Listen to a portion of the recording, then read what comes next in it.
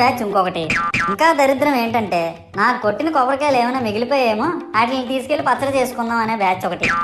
ఇవన్నీ చూస్తూ 9 రాత్రులు గడిపాక సరేలే సాయంత్రం అనిపిస్తారులే అని కాలు మీద కాలు వేసుకొని కూర్చుంటే అప్పుడు మొదలవుతాదిరా నా నిమజ్జనం వ్యాన్ ముందు 90 వేసి నాగిని డాన్స్ చేస్తారు. అంటే నాకు అర్థం కాదు, 9 రోజులు వాళ్ళతో కలిసి ఉన్నానని నన్ను కూడా వాళ్ళ ఫ్రెండ్ లా ట్రీట్ చేస్తారా ఏంటి? అబ్బా అబ్బా అబ్బా అబ్బా, మునిగినంత వరకు మనశ్శాంతి ఉండదురా బాబు నాకు. అంటే ఆ మాత్రం హడావడి లేకపోతే నీ గొప్పతనం 10 మందికి ఎలా తెలుస్తుంది స్వామి? ఇవన్నీ నీకు గొప్పలాగా ఉన్నాయారా? ఇప్పుడు 100-200 అడుగులు నా విగ్రహాన్ని తయారు చేస్తారు. నేను స్టడీగా నించుంటున్నాను కాబట్టి నాతో సెల్ఫీలు దిగుతున్నారు. అదే నేను రింగ్ రోడ్ లో నడిచాను అనుకో పరిస్థితి ఏట్రా?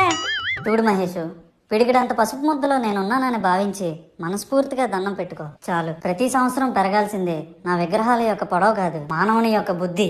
నన్ను నమ్మి ముందడుగేయు, నిన్ను నమ్మిన వారిని వెనకడుగేయకుండా చూడు. జై బోలో గణేష్ మహారాజ్ కి జై.